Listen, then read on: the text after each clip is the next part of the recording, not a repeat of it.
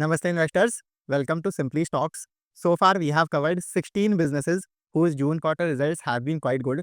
Today we have brought for you fifth part of businesses with good Q1 results series, where we will study 4 new small cap businesses that have announced strong results. We will understand their business models, study their results, and we will also try to see what their future looks like. But keep in mind, this video is in no way a buy or sell recommendation on any of these businesses. With that being said, let's get started. The first business we will study is TD Power Systems or TDPS. TD Power makes generators for natural gas power plants, dams, and railways. Generators are used to produce electricity or current. So TD makes generators for turbines, for diesel and gas engines, for train engines, and similarly for other uses. Now see, what is happening right now is that due to the boom in data centers, AI, and green energy, indirectly the demand for TD Power's generators is increasing. Data centers consume a lot of electricity, and that too continuously 24 hours a day. Similarly, the problem with green energy is that solar and wind power are available sometimes, and sometimes they are not available. Like solar power is there during the day, but not at night. So for grid stabilization and to provide power backup to data centers, small natural gas power plants are being installed alongside them all over the world. For example, recently in Spain and Portugal, the power grid, that is the entire country's power transmission network, failed, leaving millions in blackout. So as green energy installation grows, the risk of grid failures will also increase. And to handle this, these natural gas plants are being installed. So TD Power makes generators for turbines, and then those generators and turbines together are used for AI data centers and power grid. And there is a huge demand right now to deal with this intermittency of electricity. Now, let's come to the results. In FY25, meaning last year, TD Power sales grew by 28%.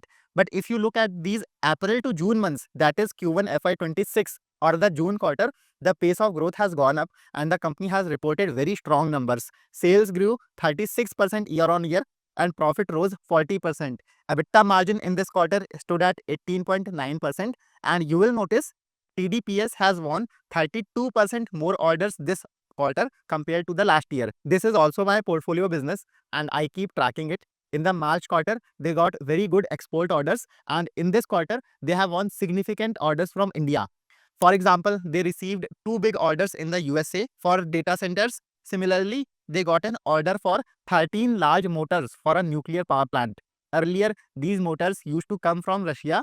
Going forward, TD Power will be supplying them. Now here you will see TDPS management had earlier given sales guidance of 1500 crore for this year. But since new orders are coming in so quickly and business growth is strong, management has said that they will be increasing this guidance. So see, last year sales grew 28% and this quarter growth is 36%, and new order wins are also strong. Therefore, even if we assume 30% sales growth for this year, their sales can reach around 1675 crore rupees. Here, if we take the same 18.8% EBITDA margin and 13.4% net profit margin as last year, then based on this, their estimated profit for this year comes to 225 CR. That means although on last year's profit, TDPS is at a PE of 45 to 46, but on this year's estimated profit, what we call 1 year forward PE ratio, the PE comes out to just 35 to 36, which is quite a good valuation for a manufacturing business in the power sector, especially when that business is growing at 30% rate and catering to booming sectors like AI, data centers, and green energy. The second business we will study is InterArc Building Solutions. InterArc is in the business of making pre-engineered buildings or PEBs. PEBs are also buildings, but instead of concrete, they are made with steel. Basically, it is a steel skeleton of a building over which walls and roof are placed. PEBs are manufactured in a factory and then they are assembled and erected at client side. For example, the T3 terminal of Delhi airport is a PEB. Similarly, Blue Star's AC manufacturing plant in Andhra Pradesh is also a PEB. Apart from that, you will notice that solar manufacturing plants and data centers can also be pre-engineered. The cost of making these is lower than conventional concrete buildings, and compared to concrete buildings, they get ready much faster. Currently, PEBs form a 20,000 crore rupees sized niche sector, which is growing at a healthy 12% CAGR. Now, let's discuss the results. Now, here you can see in this press release screenshot, in this quarter, InterArc sales grew by 25%. 6.5% and net profit is up 40%. Profit growth has been higher than sales growth, which means the business also benefited from good operating leverage. They have an order book of almost 1700 crore rupees for the future. And although it is not written here, their order book has increased by 60% in 1 year. InterArc is currently trading at a PE of 30. The management has guided that they will double their sales in the next 3 to 4 years, which comes to about your 20 to 25% growth. Right now, they have 1,61,000 metric tons annual manufacturing capacity, which they are increasing to 12 lakh metric tons. Apart from this, you can see here they bought 20 acres of land near their Andhra Pradesh plant where they will set up more capacity in the future. So InterArc is a solid 20 to 25% type business which you can study on your own. The valuation is good at the moment, but one risk here is that their Q2 or September quarter might turn out to be weak. This time monsoons have arrived early and they have been quite strong too. The September quarter anyway tends to be weak for infra and construction businesses, but due to these intense monsoons, construction activity has been impacted even more this time. Now, so far, if you are liking this video, do give me a thumbs up. Also, you can subscribe to our channel Simply Stocks, where we bring multiple such videos every week. Honestly, your likes and subscribes are our only motivation so that we keep bringing such high quality research to you for free. So do like this video and you can also subscribe to our channel as well. Now let's come back to our businesses. Two more businesses that have reported very good results are Senco Gold and P.N. Gadgil Jewelers. Both of these are jewelry retailers. They run their jewelry stores and through these stores, they are in the business of selling jewelry. PNG is Maharashtra based, while Senco is mainly present in Delhi NCR, West Bengal, Jharkhand and Orissa. PN Gadgil has 55 stores and Senco has 186 stores across the country. Both of them have reported very good results. Let's look at Senco's results first. Their sales grew by 30% year on year. And as you can see below, their profit has doubled compared to the last year. Senco had a target of opening 18 to 20 new stores this year, but you will be surprised to know that out of these 20, they have opened 9 stores just in the April to June quarter alone. Now let's see Gadgil's results, then we will go through their valuations.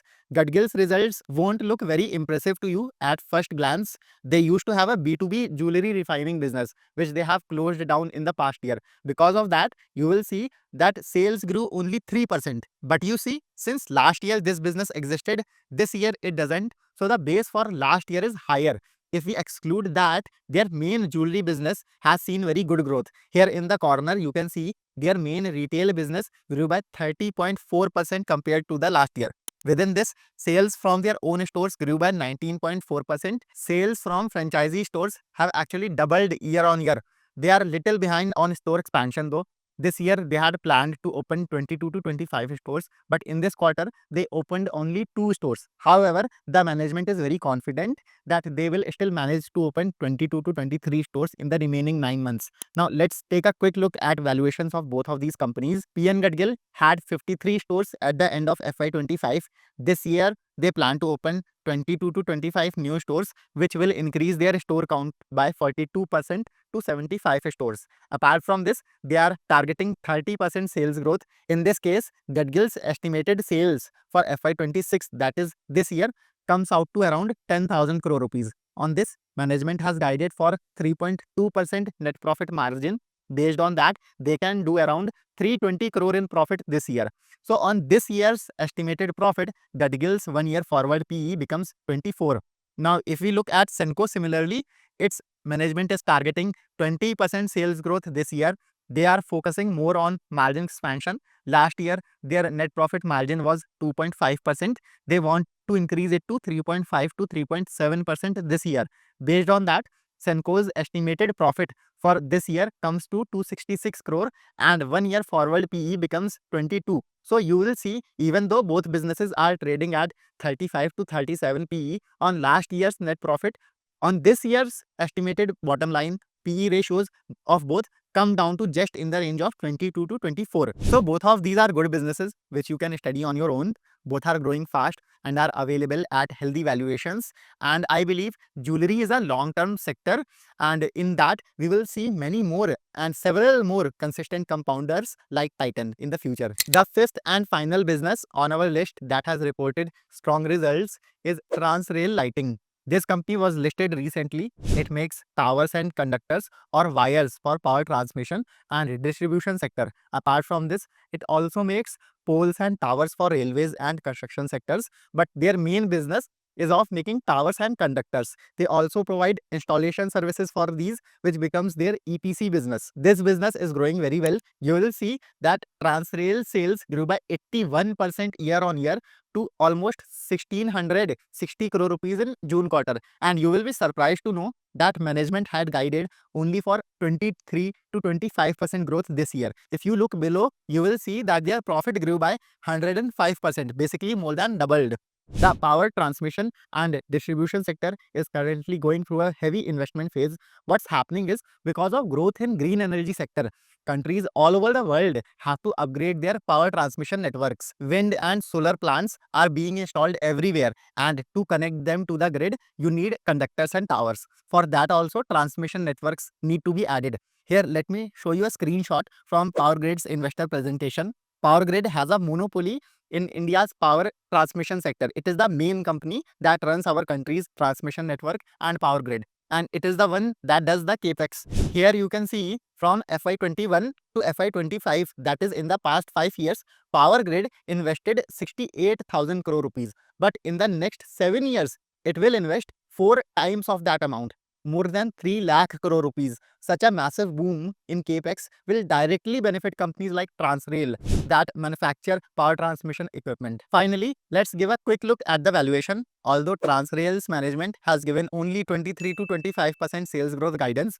but you can yourself see how strong the business growth is, right? In Q1, their sales grew 80 to 81%. Their order book itself has grown 44% year on year. So for my analysis, I am assuming 30% top line growth for Transrail this year. Similarly, since profit doubled in Q1, I have assumed 40% growth in bottom line for full year. On that basis, Transrail's estimated profit for this year comes to around 460 crore. Accordingly, Transrail's 1 year forward PE comes out to just 23. Now, you tell me in the comments which of these 5 businesses did you like the most, and if you like this video, please make sure to give it a thumbs up. You can also subscribe to our channel Simply Stocks. Your likes and subscriptions are our only motivation to keep bringing such high quality research videos for you for free. I'll see you in the next video. Happy investing.